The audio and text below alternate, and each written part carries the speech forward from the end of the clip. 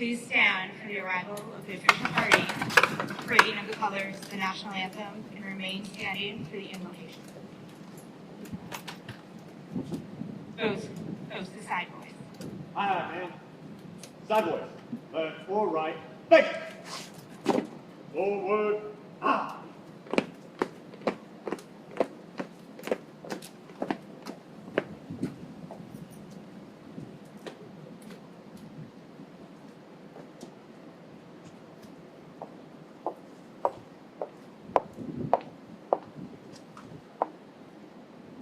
Sound 4 bells. Navy Medicine Readiness and Training Command, San Diego, arriving.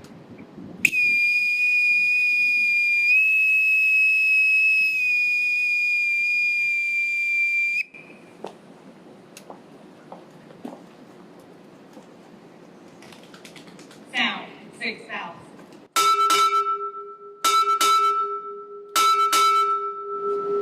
Naval Medical Forces Pacific, arriving.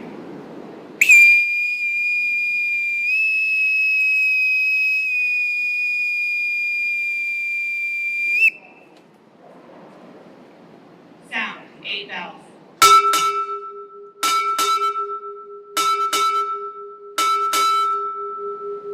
Third Fleet, arriving.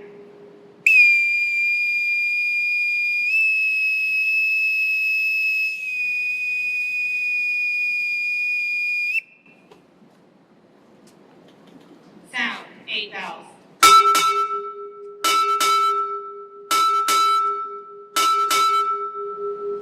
Navy, arriving.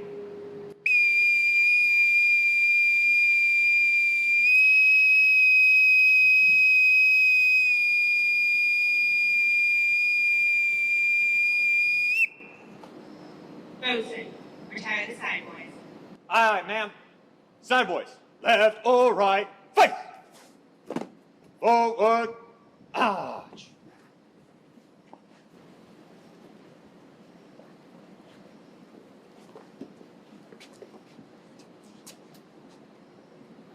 Color guard, parade the colors. Forward, march.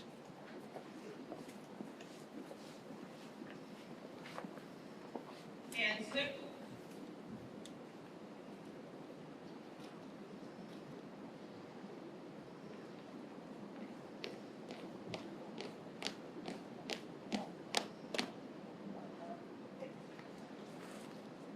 Reset. Go.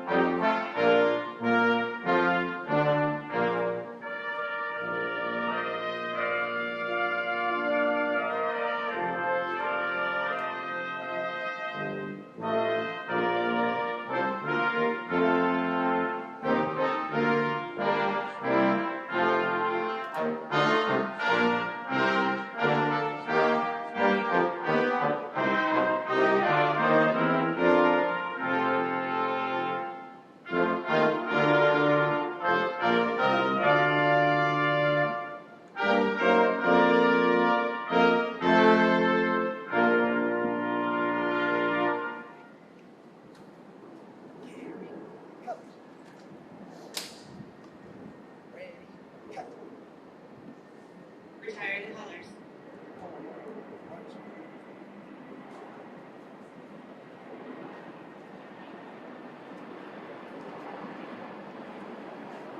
Ready.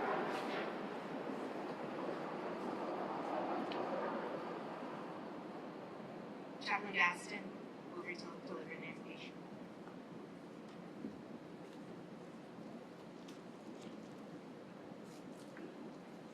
Let us pray. The Eternal Father, creator of the mighty deep we sailor call home. We come to you in anticipation and excitement, for today we name and commit our newest expeditionary medical ship, charged with the highest of callings, the calling to save and to restore. With immense pride our ships are built, and with even greater pride we sail them. We ask that the sailors who are chosen to command her would rise to the call of honor in their judgments, courage in the face of fear, commitment to each other and their ship, and to our highest of callings, to love and care for one another as you have done for us. Your blessing upon our nation and our Navy is undeniable.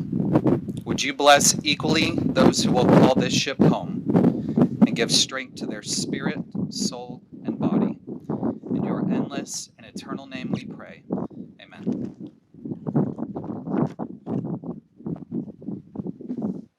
Good afternoon, everybody. What an exciting day to be here in beautiful, sunny San Diego. A special welcome to our Secretary of the Navy and our distinguished guests, to include our flag and general officers and our civic leaders.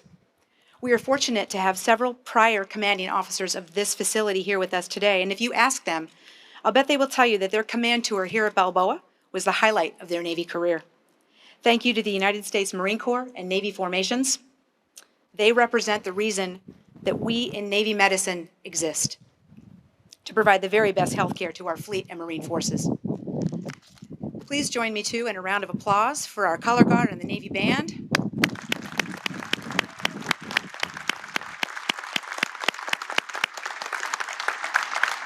Thank you for being here with us to make this day extra special. Our celebration today affords us a unique opportunity to explore Naval Medical Center San Diego's rich past and to remind us to remember those we've never met before, who came here before us and carried out our sacred covenant, caring for our warfighters, their families, and our veterans. Not far from where we are gathered today, just up the hill, more than 100 years ago today, the story of the Naval Medical Center San Diego, affectionately referred to as Balboa, unfolds. On May 20th, 1917, the Navy established a war dispensary at the Naval Training Center in Balboa Park, which consisted simply of an administrative office and two 25-bed wards. It was not until later that year in September that the dispensary was deemed fully organized, staffed, and equipped to conduct laboratory work, take care of medical surgical patients, and take care of folks with infectious diseases. Over the next several years, the facility and its mission matured, and in July 1919, an act of Congress authorized the Navy to accept a tract of land up at Balboa Park at no cost. That'll never happen again. For the construction of a new naval hospital. That hospital was commissioned on August 22nd, 1922, marking the next chapter in the proud history of Navy medicine here in San Diego. Fast forward to World War II, when more than 150,000 patients were treated at the hospital, including burn patients from the attack on Pearl Harbor, as well as Marine casualties from every Pacific battle fought during that terrible war. On December 27, 1944, the hospital averaged a peak patient population of over 12,000 sailors, Marines, soldiers, and their families. We were the largest casualty receiving facility in the world. Between 1964 and 1975, Navy Hospital San Diego was the largest military medical facility in the world. Since then, and throughout all of our major conflicts, this facility remains the medical beacon of light for our fighting forces anywhere in the world, but especially here in the Pacific. Fast forward again to October 1981, groundbreaking here for these current facilities. This facility was completed nearly 7 years later in January 1988, and just 10 years later, a young Navy lieutenant would step foot on this welcoming campus to begin her OBGYN residency training. The critical mission of training our future healthcare professionals is among the many missions of Naval Medical Center San Diego. We strive to provide the very best educational opportunities to all staff to ensure we are prepared to support operational forces, as well as to provide tip-of-the-spear medical capability to ensure the lethality of the fleet and Marine Corps. through numerous partnerships with a diverse range of influential medical institutes from private to state to federal. We are shaping the future of military medicine through education, training, and research, and we are committed to lifelong learning and service. We accomplish this mission with laser beam focus on improving the patient experience by having a firm commitment to our staff, providing quality health care, and fostering innovation. We train and support the dedicated teams providing health care and healing to America's heroes and their families, and we promise to continue to always serve with honor, courage, and commitment. Thank you all for being with us here today on this historic day as we celebrate our Navy heritage and look expectantly to our future. It is now my distinct honor and privilege to introduce the Secretary of the Navy, the Honorable Carlos Del Toro. His story begins in Havana, Cuba. At the age of 1, he and his family immigrated to the United States, where he was raised in Hell's Kitchen in New York, a tough place to survive. Then, years later, he graduated from the Naval Academy, another tough place to survive. He spent the next 22 years in service to our country in the United States Navy, eventually retiring as a commander, where he then went on to run a successful private sector business for the next 17 years. And upon being called again to serve our nation, he answered that call as the 78th Secretary of the Navy. His story is our quintessential American success story and proof of what can be accomplished in this amazing country with grit and determination. Ladies and gentlemen, please join me in a warm welcome for our Secretary of the Navy, Carlos Del Toro.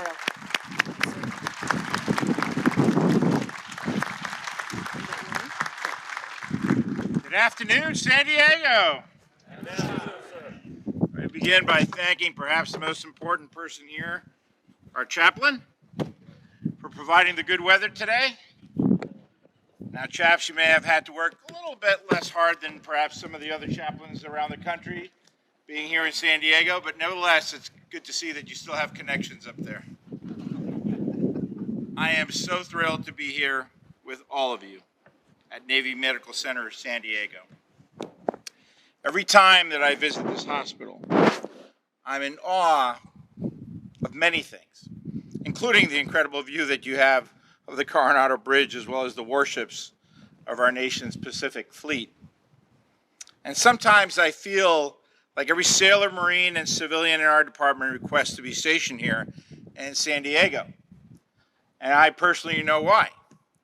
Because I had the privilege of serving here as an executive officer on a cruiser for about 2.5 years. Except a month after arriving on San Diego, my beloved Department of the Navy notified me that the ship was doing a shift in home port to Yokosuka, Japan. But I went on to Japan, and my beautiful wife, Betty, of now 40 years of marriage, stayed here in San Diego with our 4 children. And as I awoke this morning with this ceremony in mind, she reminded me of how many trips she made here to this unbelievable institution with our 4 boys who seem to have a requirement to be here at least once every other month. But that is just one snapshot of the relevance of everything that each and every one of you do here for our active duty service members, Navy, Marine, dependent civilians, and our retirees, and much more. So thank you, Captain Adriano, for your warm welcome, for sharing with us your insights into the role that the Navy Medical Center San Diego plays in our Navy. I want to extend my special thanks to our 3rd Fleet Commander. Where are you, sir? There you are. Admiral Boyle and Mrs. Boyle. Rear Admiral Valdes, and all of our flag and general officers, thank you for joining us this afternoon. I think it's particularly significant that there are so many people here from so many different organizations in our beloved Department of the Navy. Our Navy, our Marine Corps, our veterans organizations, the many volunteer organizations, the healthcare providers, they're all here today. And that's particularly significant. And to all of you up there that give so much to this hospital, to this institution, to these sailors and Marines, thank you for taking the time out to be here today to celebrate this very important moment. You and your organizations have dedicated yourselves to meeting the healthcare needs of our Navy and our Marine Corps, and there simply just aren't enough ways for me to say thank you on behalf of generations of sailors and Marines and dependents and civilians and retirees that have a need to come here and be taken care of. We stand here at a military hospital that's nestled in San Diego's 1,200-acre backyard, Balboa Park. It's this unique location that resulted in the affectionate name that the captain mentioned, Balboa. And we are proud of the connection that this nickname provides between our Navy medical personnel and the local community that they are part of here in this great city, this great community of San Diego. As the captain mentioned, the story of Navy Medical Center San Diego starts in 1917 as a small dispensary providing limited medical services to military personnel. And by the end of World War I in 1918, that small dispensary grew to a hospital with over 800 beds. And just 2 years after the Navy first opened the dispensary, the 41st Secretary of the Navy, Josephus Daniels, by the way, known as the Secretary of the Navy that did away with booze in the Navy, but that's another story. He was actually a great secretary. He redesignated the dispensary to Naval Hospital San Diego. And with that name change, the hospital continued to grow. During World War II, more than 150,000 patients were treated at the hospital, including burn patients from the attack on Pearl Harbor itself. Between 64 and 75, the hospital earned the distinction as the largest military medical facility in the world, as the captain mentioned. And in 1968, the hospital hired its first 5 civilian social workers to help with readjustment treatment for prisoners of war, the first civilian social workers to serve in the United States Navy, and perhaps the first mental health providers. Think how important that role is today that you provide to all our service members and their dependents. And in 2007, the hospital established a comprehensive combat and complex casualty care program, managing severely wounded, ill, or injured patients, supporting either their eventual return to active duty or their transition from the military into the private sector. More recently, in 2020, during the COVID-19 pandemic, Naval Medical Center San Diego became one of the first COVID-19 vaccination sites in the world, marking a historic point during the pandemic. Today, this hospital's personnel continue to conduct groundbreaking medical research, discover new and innovative approaches to the delivery of world-class medical care, and provides a medical residency program for over a dozen medical specialties to develop our next generation of military doctors, nurse practitioners. The contributions of this medical center over the past 100 years, represented by the care its personnel delivers to our sailors, Marines, and families, are absolutely incredible, and they are at the very heart of being combat ready to serve our nation. The guiding principle of Navy medicine is to align its people and its platforms in order to enhance warfighter health, wellness, and performance. I can say with full confidence that Navy Medical Center San Diego achieves this on a daily basis. And today, I am pleased to announce that in honor of the dedicated doctors, nurses, corpsmen, medical practitioners, and staff of Naval Medical Center San Diego, we will be welcoming a USNS Balboa into our fleet.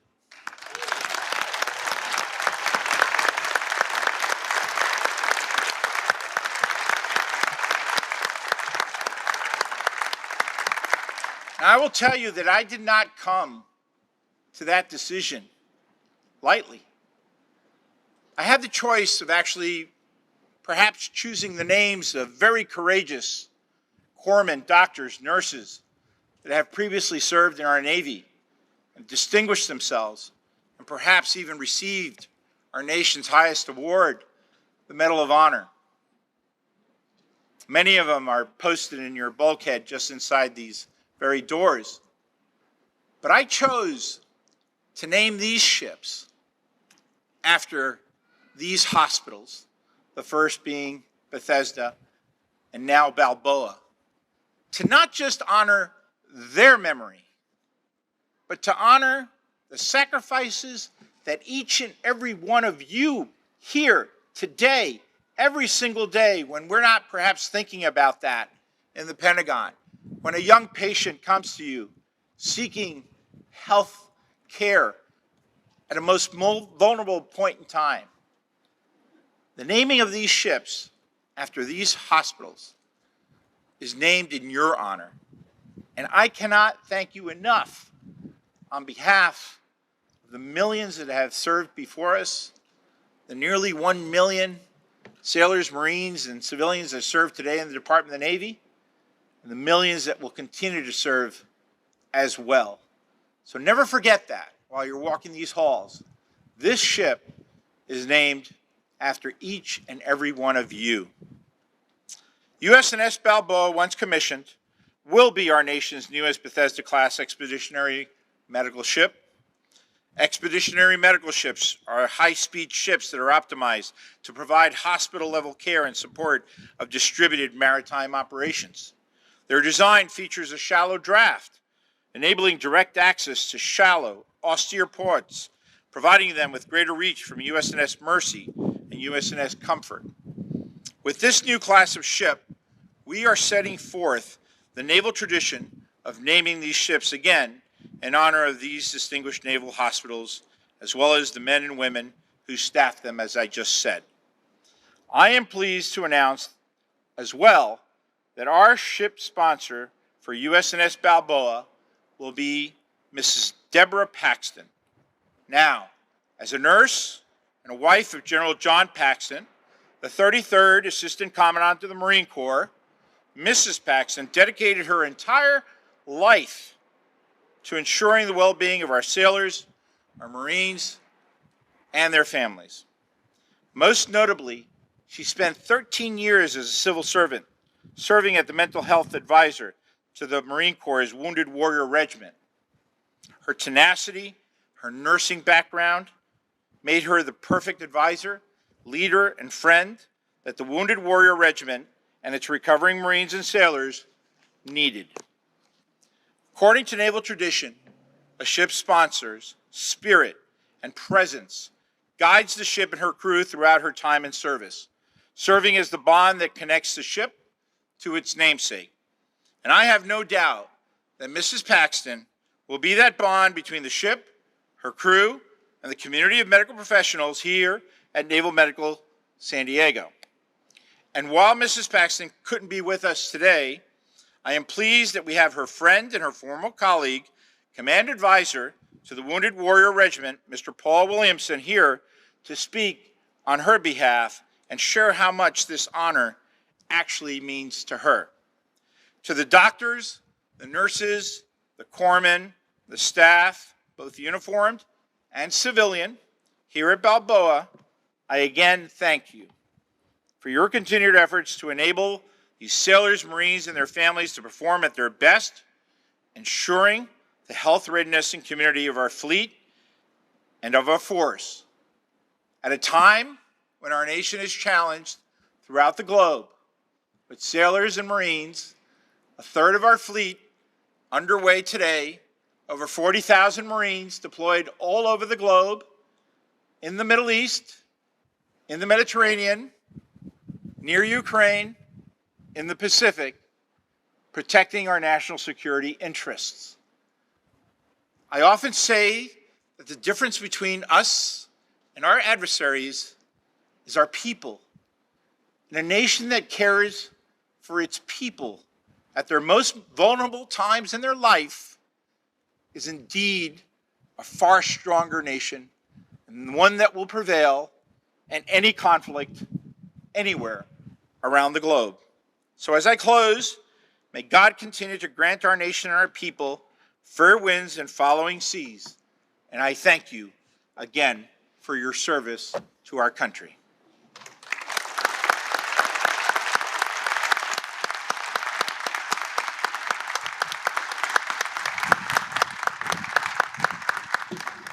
Mr. Secretary, thank you for the opportunity today to say a few words on this really special occasion.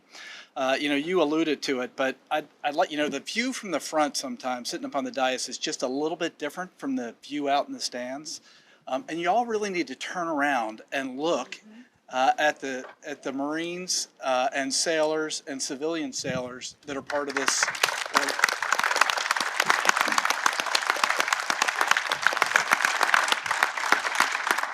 It's really impressive. It's really impressive to see the folks that are out here to see this. I thought I've got some prepared remarks, but I'm going to go a little bit off script to start. So it was about a year ago this month. My mother, my 86-year-old mother, came to San Diego to visit. This is my first time being stationed in San Diego in 36 years of naval service. How could that be, Admiral? I don't know. And, my wife said the same thing. How is it that we've never been here, after she got here? And now unfortunately, I think I may have to retire here and pay California taxes and all of those things. But my mother came to visit, and unfortunately, she contracted COVID on the way over from Jacksonville, Florida. And she was really ill.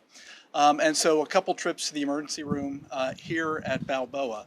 And she said, well, where should we go? And I said, well, we're going to come here to Balboa. That's what we know. That's what we're comfortable with. And I'm one of 6 kids. And I couldn't let my mom get, seriously ill on my watch. So it was really important that I got her healthy and got her back to Florida where she belongs, safe and sound. And I can tell you the care that she received here in 2 trips to the emergency room, most of the time with Tracy by her side because I was on travel, but from this hospital was second to none. And I will always be grateful.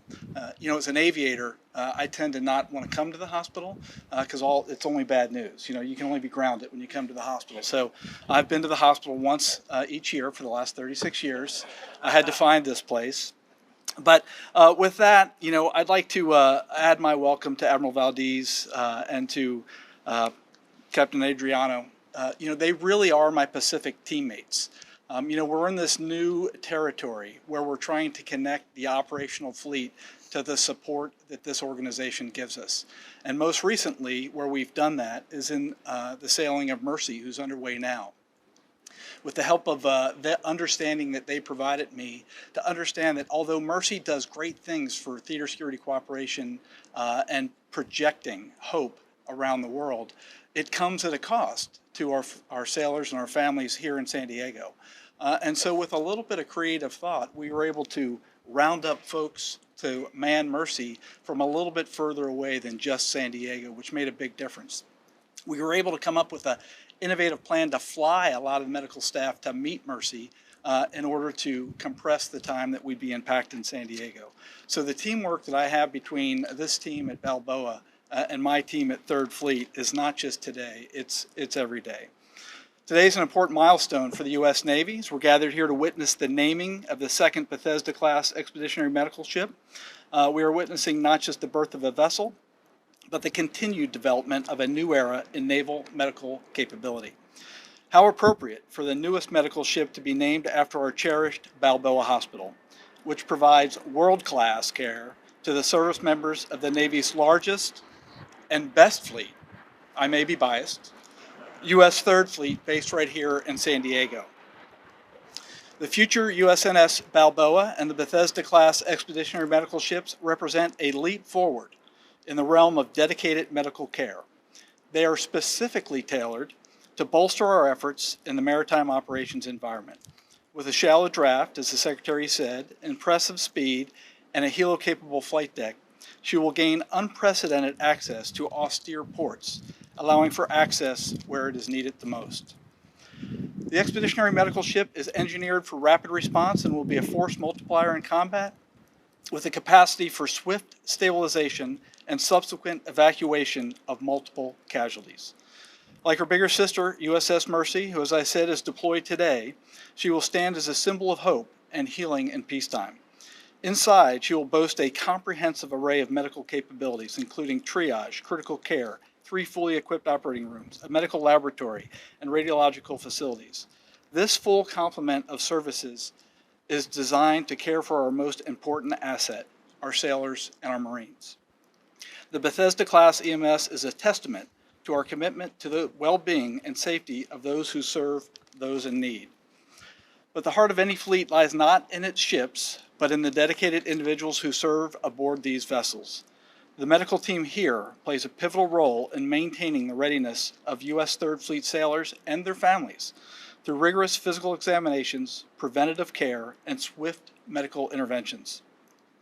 The very same professionals who serve here at the namesake of USNS Balboa in Naval Medical Center, San Diego, will surge forward when required in USNS Balboa and transform the steel and engineering into an expeditionary life-saving capability.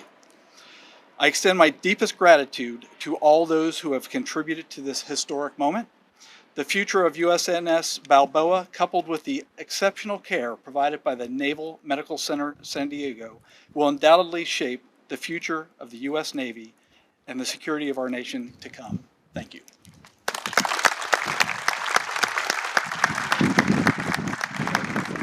Good afternoon, ladies and gentlemen, and Secretary Del Toro, Vice Admiral Boyle, Dr. Line, Admiral Davids, General Ryans, Admiral Rosen, Admiral Peregrine. It's great to see you here, and it's an honor to be here and join you at this historic military medical center. And let me just say that the words coming from both of you, SecNav, and from you, Admiral Boyle, are truly inspiring, because those of us who work in the medical field always want to hear that, because sometimes we feel maybe a little underappreciated. So those words really mean a lot for me personally and for all the folks that work here at this great facility. So thank you very much for that. We gather today to celebrate the naming of the USNS Balboa, the second Bethesda-class Expeditionary Medical Ship, an exceptionally capable platform that will provide vital medical capabilities for deployed sailors, Marines, and joint warfighters. Secretary Del Toro, I believe you could not have chosen a better name to represent the future of Navy medicine.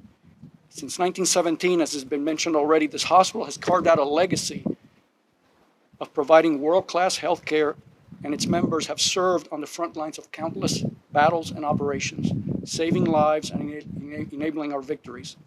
To the men and women here at NMRTC San Diego, you have earned this honor, and USNS Balboa will forever represent your service and your sacrifice to the nation.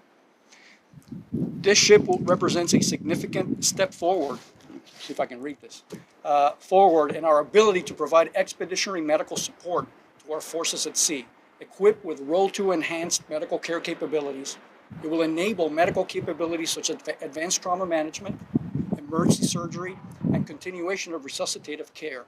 Additionally, it will be able to support humanitarian and disaster relief operations and missions, and as such, it will be a beacon of hope and healing for our military personnel and our friends and allies around the world.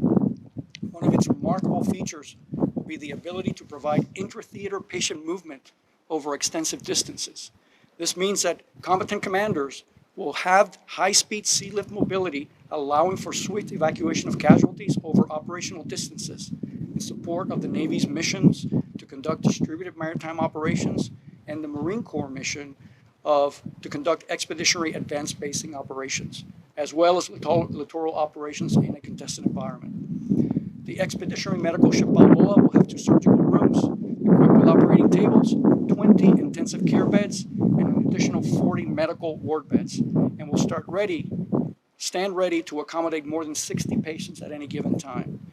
The ship demonstrates the commitment of our Navy to ensure the highest level of medical care for our service members. Moreover, by modernizing our fleet of medical ships, the Balboa reaffirms our dedication to a medically ready force. These expeditionary medical capabilities provided by the USNS Balboa will ensure our forces are equipped with the necessary medical resources in any operational environment. The expeditionary medical ships are part of Navy Medicine's Expeditionary Medical, or XMED, capabilities. These platforms are the backbone of our mission, allowing us to deliver agile and responsive medical care whenever and wherever it's needed. They enable us to provide the modular, adaptive, and scalable capabilities required to fight and win in a distributed maritime environment. The naming of the USNS Balboa stands as a testament to our unwavering commitment to the well-being of our forces, and it symbolizes the strength, resilience, and compassion that our great Navy exemplifies. We express our deepest gratitude to all those who have contributed and those who will contribute in the creation of this remarkable ship. I look forward to seeing its white hull and big red cross here in San Diego Harbor. More importantly, I will take comfort when the ship is out to sea and making positive impact on the lives of those it serves. Thank you, and may the USNS Balboa sail with strength, compassion, and unwavering dedication. Thank you.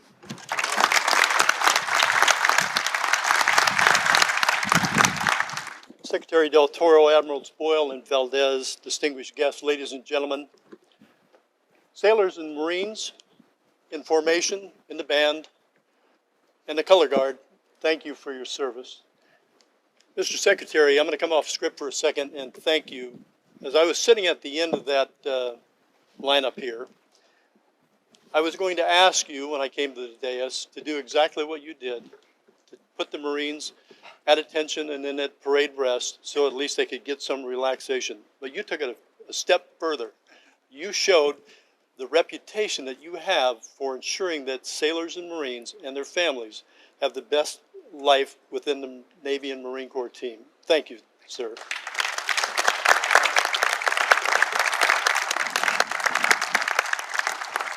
As I look at these young men and women, they are the future of our military. And I don't know by your measure, but mine, I think we're in really good hands for the future to come. As introduced, I am Paul Williamson. I'm currently serving as a command advisor to the United States Marine Corps Wounded Warrior Regiment. The regimental headquarters and its 2 subordinate battalions and 13 detachments were established in 2007 to provide recovery care coordination to support seriously and very seriously ill or injured or wounded Marines and sailors who were assigned to Marine units. With me here today is the current commanding officer of the Wounded Warrior Regiment, Colonel Marina Foster, our senior enlisted advisor, Sergeant Major Justin Gruber, and our 2 battalion commanders, Lieutenant Colonel Laura Parazola Ash and Lieutenant Colonel Mitch Guard, commanding Wounded Warriors Battalions East and West, respectively. These are the leaders who are charged with the responsibility to oversee and work alongside the many Marines, sailors, and civilians who provide recovery care coordination for our wounded, ill, and injured Marines. They are the ones who bring to reality the muscle movement behind keeping faith with our Marines. I'm humbled and extremely honored to have been invited here today to represent Mrs. Paxton, who is the designated sponsor for this ship. Mrs. Paxton sincerely regrets missing today's ship naming ceremony and pledges her commitment to the future naval tradition associated with the sponsoring of USNS Balboa. She is beyond grateful to be chosen for this great honor, and that will forever link her name with the history of this ship. And she sends her warm greetings to all who are here today. I've known and worked with Mrs. Paxton for more than 15 years. In the next few minutes, I'll endeavor to make you aware of her many contributions to the United States Marine Corps' Semper Fidelis and keeping faith with our Marines ethos. If she were here today, I am confident she would not spend much time, if any, talking about her many professional and personal accomplishments. That's what I'm here for today. Mrs. Paxton was born into a military service family. Not many know this, but she is the oldest child of the 6th Chief Master Sergeant of the Air Force, the late James M. McCoy, and his wife of 71 years, Kathleen. In Mrs. Paxton's formative years, she learned to be a passionate and contributing member to a cause greater than oneself and ultimately chose a medically centric career.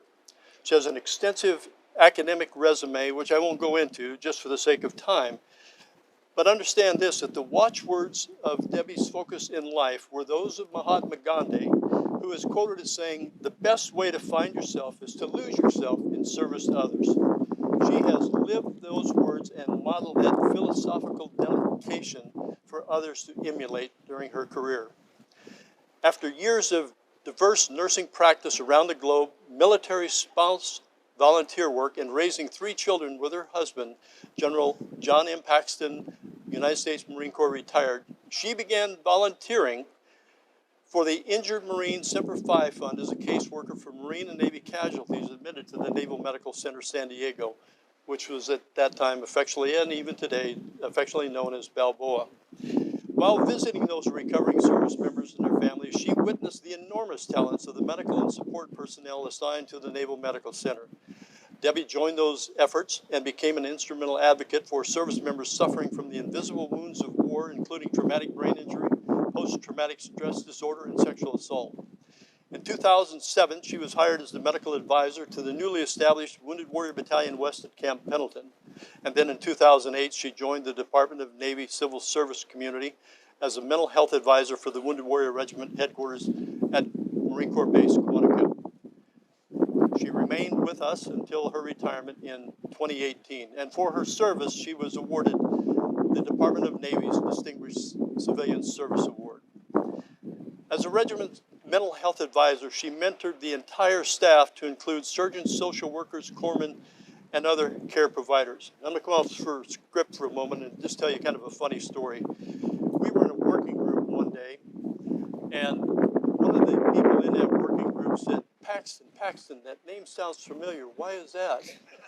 And someone offered, well, she's the assistant commandant of the Marine Corps' wife. He goes, well, she doesn't act like it. Meaning that she was the type of person who rolled up her sleeve and assumed the role of contributor, but if necessary, would definitely take the lead. But never did she impose her position on her position that she had with us in the regiment. That mentorship and teamwork illustrates what remains her lasting contribution to the overall mission effectiveness of the Wounded Warrior Regiment. She routinely engaged with every element of the staff to make sure that we were doing the best we could to help our Marines and sailors in their recovery, rehabilitation, and return to duty or successful transition from service. But also being intuitive and proactive by nature, she recognized that a new approach was needed to decrease the suicidal behaviors among active duty Marines. She led a collaborative effort that ultimately culminated in the well-established Marine Intercept program, which became a prototype for similar suicide prevention programs in the Navy and in the Air Force. Her long-term commitment to the physical and emotional well-being of service members was recognized when the inaugural Civilian Hero of Military Medicine Award was presented to her by the Henry M. Jackson Foundation for the advancement of military medicine. But more importantly, as the wife of a Marine officer and as a professional healthcare provider, Debbie has a keen appreciation for the expeditionary capabilities of this vessel. USNS Balboa is purpose-designed and built to support distributed operations, linking forward operating forces with greater medical capabilities. When General Paxton retired as the 33rd Assistant Commandant of the Marine Corps, in his career he had led countless Marines who had chose to voluntarily serve this nation.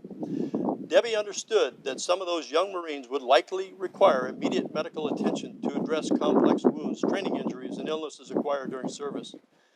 The knowledge that EMS-2 will operate close to where Marines and other service members are engaged in either combat or humanitarian relief provides her and all of us with a high degree of confidence and comfort that world-class medical care will be readily accessible in a critical time of need. Mr. Secretary, on behalf of Mrs. Debbie Paxton, we sincerely thank you for choosing her to be the sponsor for this incredible platform that ensures immediate care for Marines and sailors that she has served and loved. She's a great American and a medical professional who, in my humble opinion, and thousands of others who have served with her, is most deserving of this opportunity to serve as a sponsor for this highly capable expeditionary medical ship, the USNS Balboa. Thank you, sir. Thank you, Rick.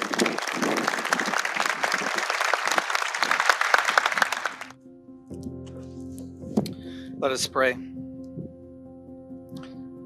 Father, we ask now that you would anoint the Balboa, and as her foundations are soon to be laid, strengthen her keel that it may never break, steel her bow that it may never crumble, and temper her hull that it may never be pierced.